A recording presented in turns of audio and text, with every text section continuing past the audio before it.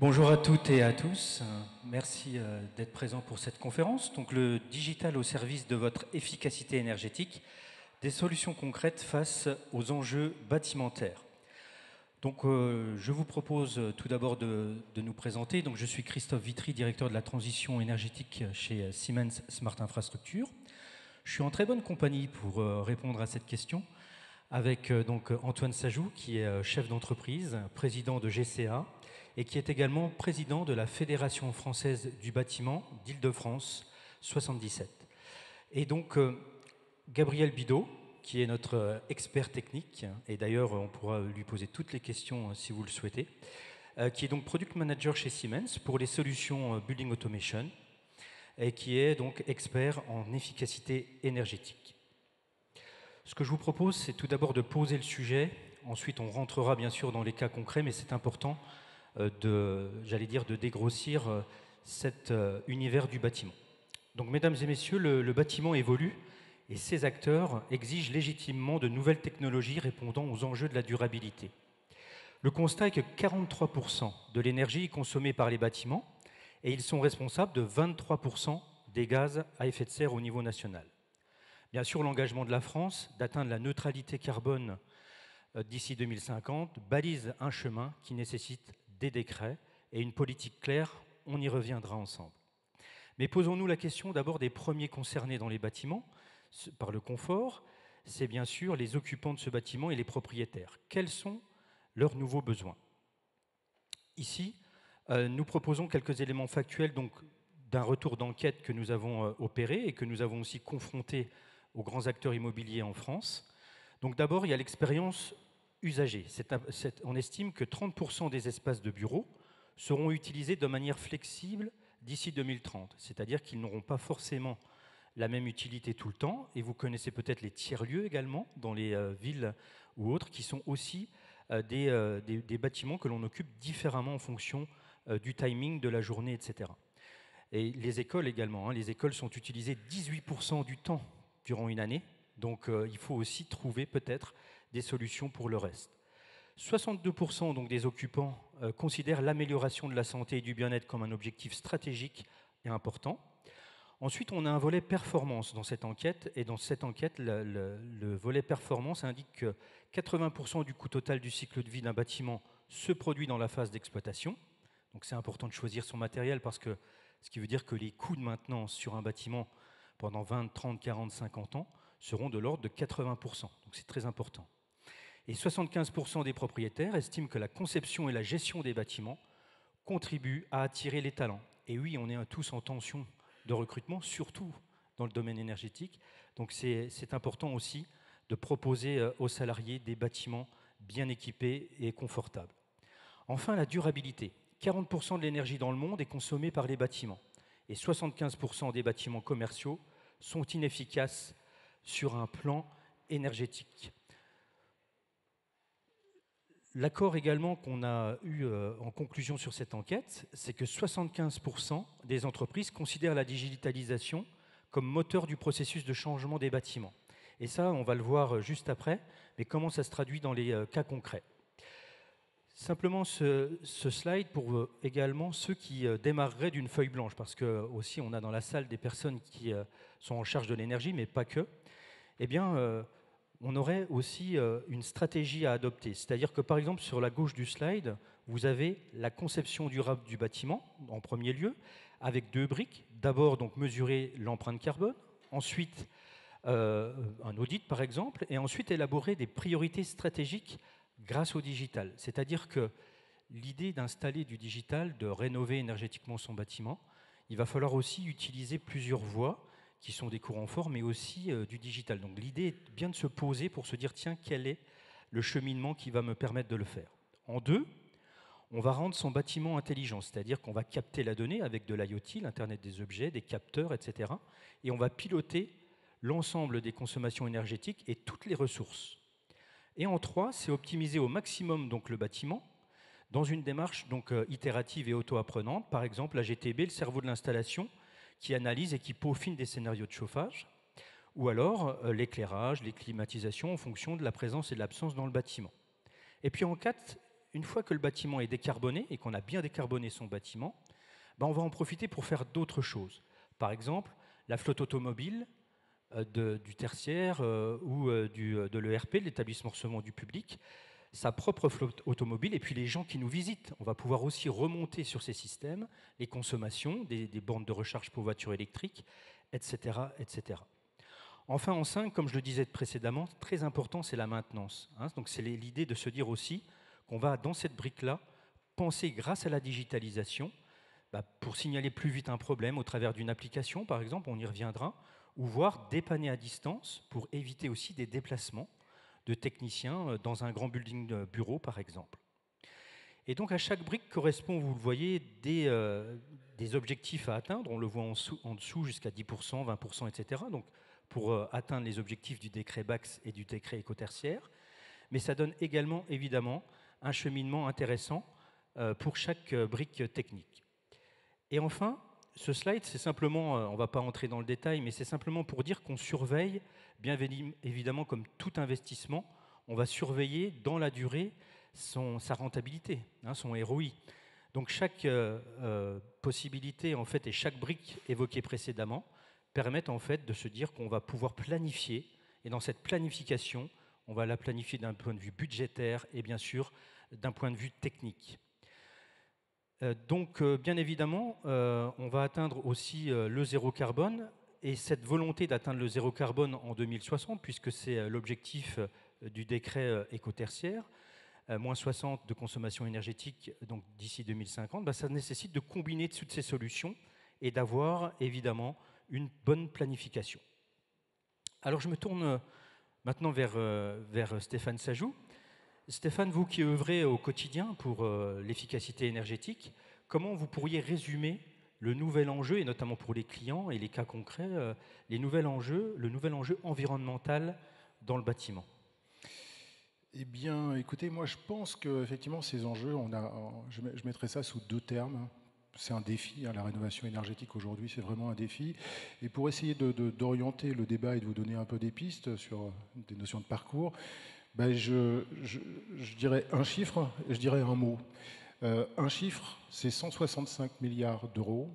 C'est le budget pour la rénovation énergétique de l'ensemble des bâtiments tertiaires en France, publics et privés. Ce chiffre, il est colossal et on voit bien qu'il pose un sujet.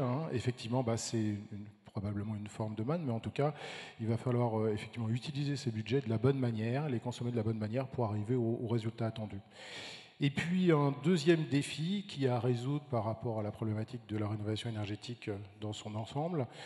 Et là, j'utiliserai un mot, et le mot c'est hétérogène. Quand on scanne l'ensemble des typologies de bâtiments sur lesquels on intervient en termes de rénovation énergétique et qui sont concernés aujourd'hui par le décret tertiaire et le décret BACS, et demain il y en aura d'autres qui seront concernés par ces deux décrets, on voit bien qu'il y a des gros problématiques d'hétérogénéité. Hétérogène sur le plan des typologies de bâtiments. On a du très vieux, de la passoire thermique qui quelquefois est ouverte aux quatre vents. On a des bâtiments de bureaux en étage en centre-ville, on a des locaux d'activité, on a du petit tertiaire commerçant, on a aussi du commerce dans des zones d'activité. Donc on a vraiment un parc immobilier qui est très hétérogène, et ça représente un défi pour conduire des solutions de façon pour le coup homogène sur ces bâtiments-là. Hétérogène aussi, c'est le niveau d'équipement, parce qu'on voit bien qu'aujourd'hui, sur le parc immobilier dont on parle aujourd'hui et qui est concerné par cette rénovation énergétique, on a des niveaux d'équipement en termes de pilotage, de gestion technique centralisée, de gestion technique du bâtiment, qui est très très hétérogène. Il y en a pas, il y en a un petit peu. Il y a un thermostat dans la salle du bas, mais il n'y en a pas dans la salle du haut. On a installé au fur et à mesure quelques éléments comme ça. Et on voit que là, c'est aussi très très hétérogène. Et donc, quand on adresse la rénovation énergétique sur ces bâtiments-là, forcément, là, il y a aussi un défi à relever. Il y a un autre défi qui est peut-être un peu plus global par rapport à la rénovation énergétique des bâtiments, c'est que pour la réussir, il faut inviter plusieurs corps de métier. Bien entendu, des électriciens intégrateurs qui vont mettre en œuvre un certain nombre de systèmes, des énergéticiens, des bureaux d'études, des gens du génie climatique, mais aussi sur le bâti, des gens qui vont travailler sur la façade, par exemple, sur l'isolation et sur les étanchéités. Donc on voit bien aussi que pour inviter l'ensemble de ces corps de métier à venir collaborer sur ces bouquets de travaux, comme on dit pour les particuliers, ben ça aussi c'est un défi et c'est assez hétérogène. L'autre, ce qui est aussi hétérogène aussi, c'est les technologies que chacun va vouloir embarquer. Tout à l'heure, vous nous avez parlé des bornes IRV, du photovoltaïque. Voilà, on a toute une pléthore de solutions aujourd'hui qui se présentent à nous, qui sont aussi assez hétérogènes et qui ne correspondent pas forcément à chacun des bâtiments. Donc je dirais que voilà, sur cette partie-là, un volume très important effectivement de marché, qu'il va falloir, dont il va falloir se saisir réellement, et en même temps, un marché qui est très matriciel, très hétérogène, qui demande de la part des professionnels que nous sommes, nous plutôt dans la mise en œuvre, vous plutôt sur les solutions et produits, d'avoir une vision très claire et d'éclaircir un petit peu ce chemin pour nos clients pour répondre à ces deux défis. Très bien. Et vous qui œuvrez donc justement dans toute la performance énergétique au quotidien, les clients, ils vous parlent de quoi? Enfin, c'est quoi leurs besoins? Ils vous disent aujourd'hui, j'ai besoin de quoi?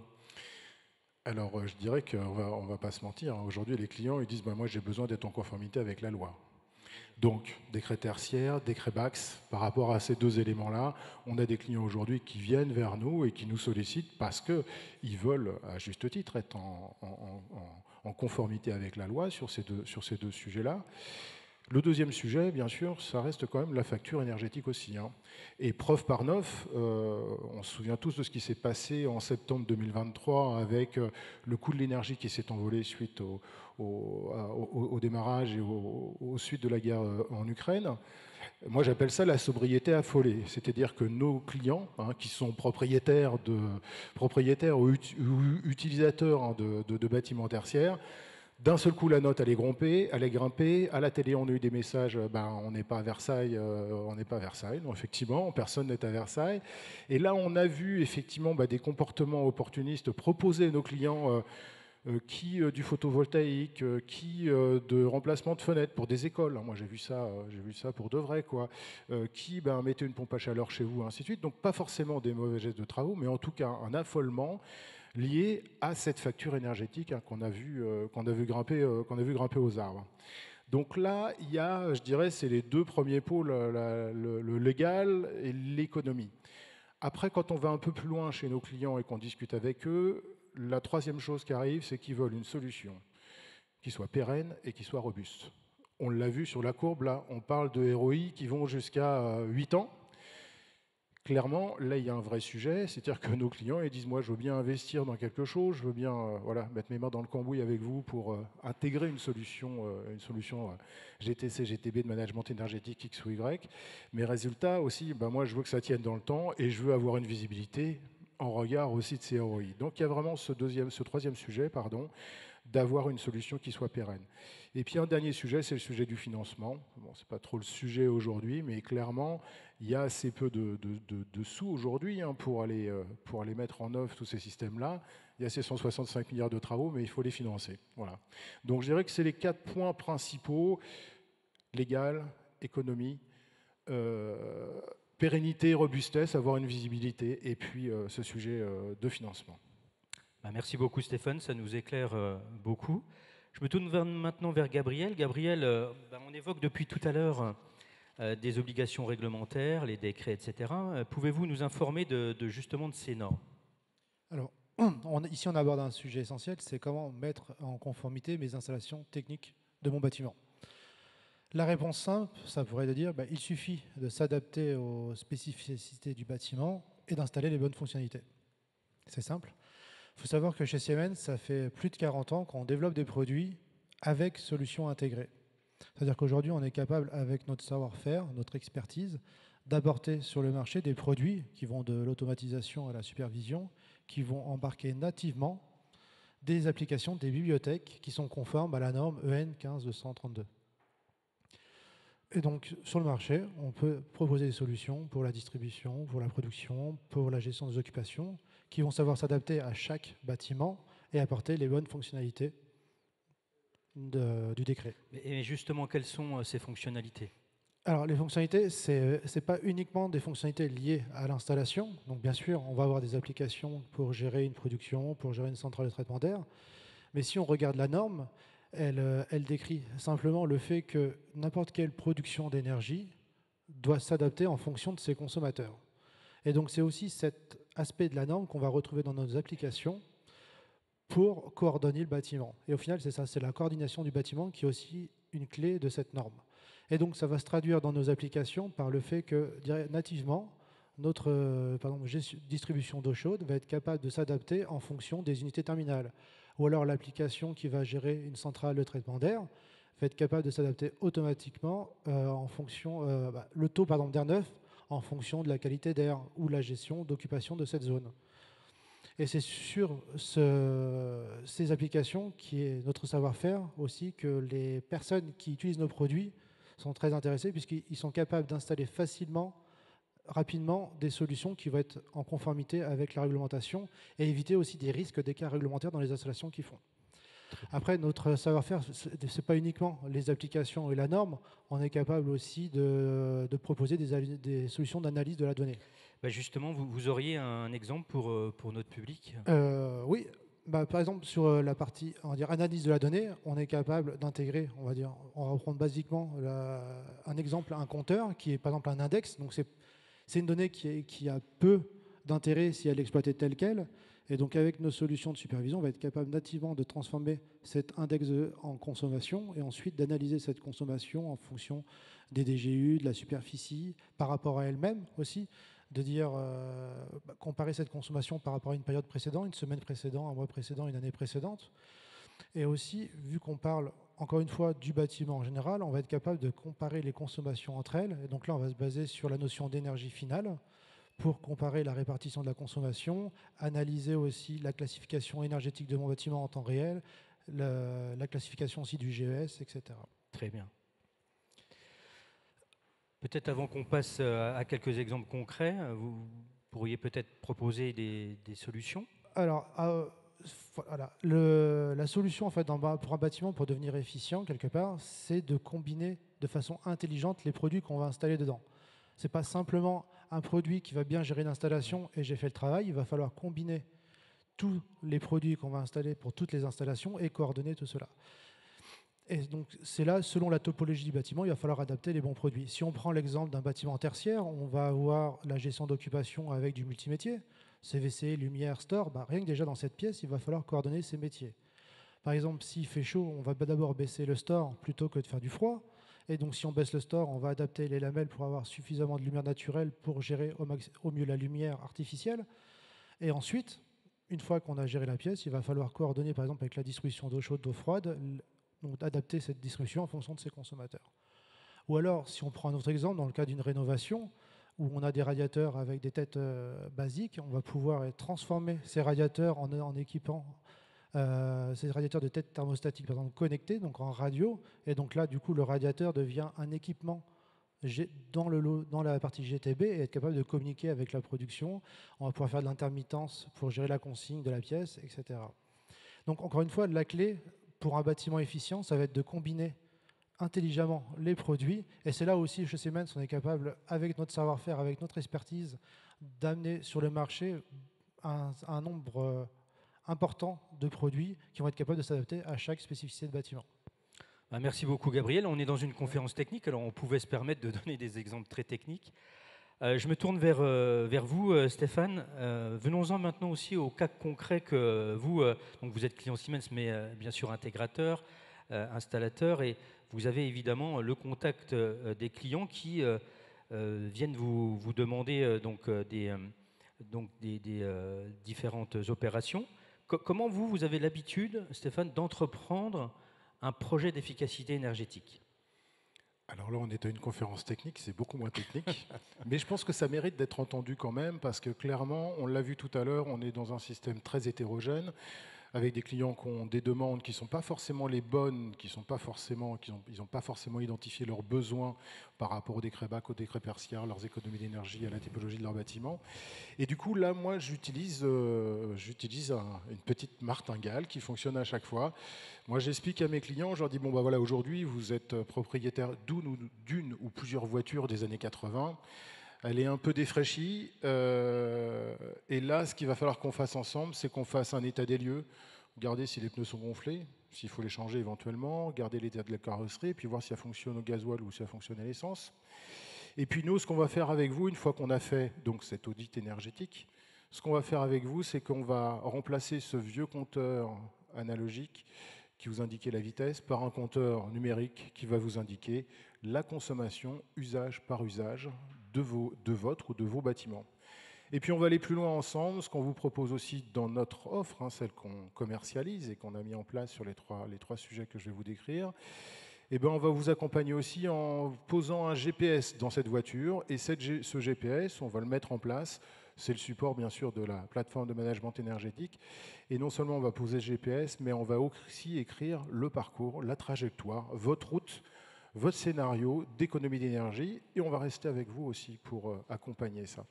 Donc quand on matérialise des choses comme ça, bien sûr ici avec des spécialistes et dans tous nos métiers c'est très trivial, mais moi je sens bien que quand on parle avec nos mots à nous, à ces clients qui ont des besoins, eh ben forcément ils ne comprennent pas tout et c'est assez intéressant d'arriver sur le sujet comme ça.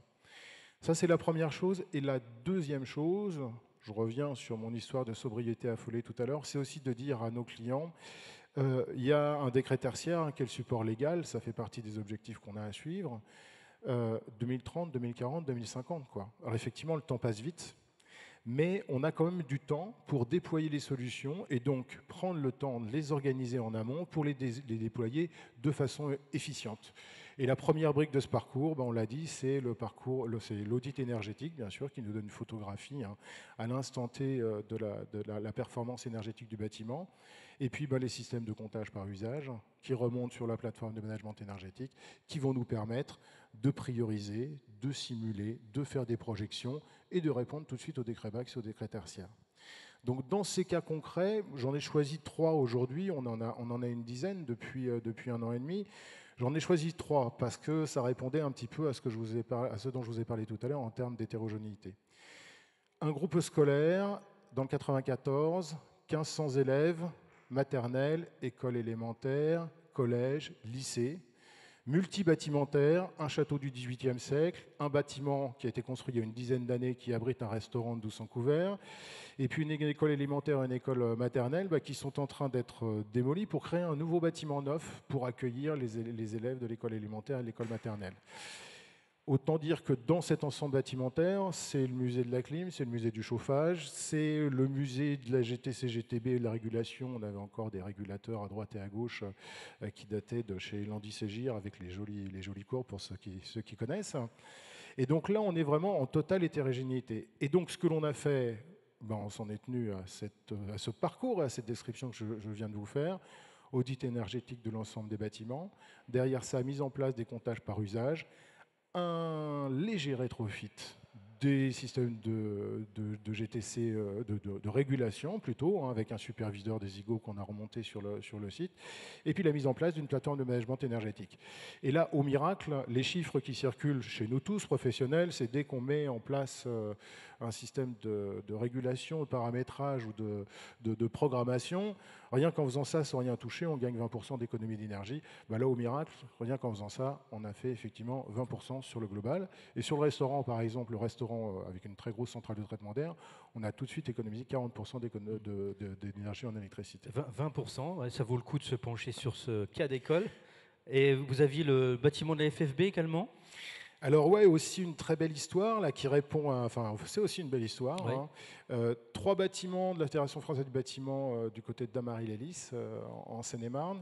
Et là, ces 3 bâtiments, il y en a un qui est un vieux bâtiment qui a servi à faire des conférences, qui est un peu plus qu'une passoire thermique, qui est, comme je disais tout à l'heure, qui est un peu ouvert à tout vent, À tel point que quand le client a commencé à regarder ce qu'il allait pouvoir faire de ce bâtiment en regard des obligations légales, décret tertiaire, de pouvoir le relouer, le revendre avec une étiquette énergétique qui n'est plus une étiquette, mais qui est un... Voilà, c'est plus une étiquette à ce niveau-là.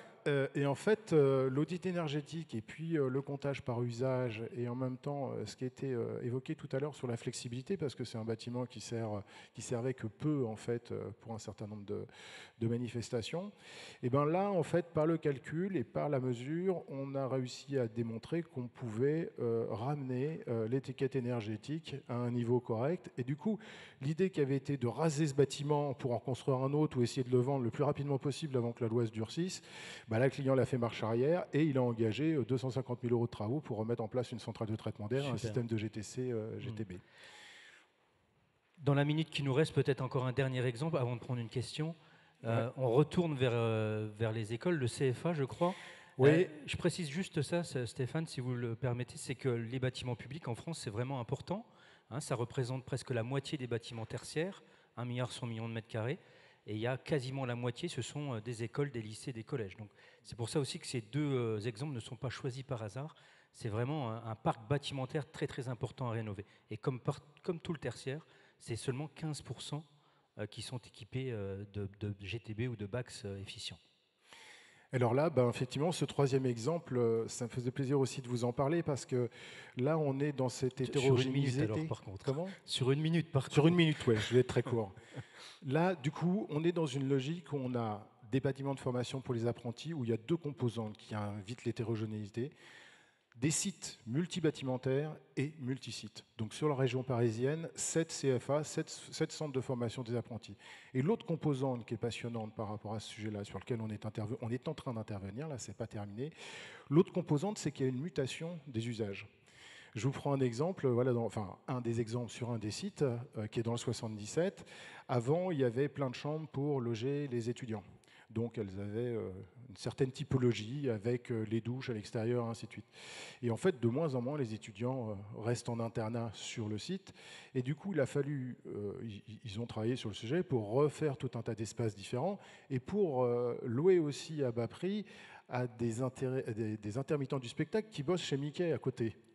Et donc voilà, tout ça, c'est une histoire qui fait que on a profité aussi de cette dynamique de rénovation énergétique pour embarquer ce nouveau projet et faire des simulations.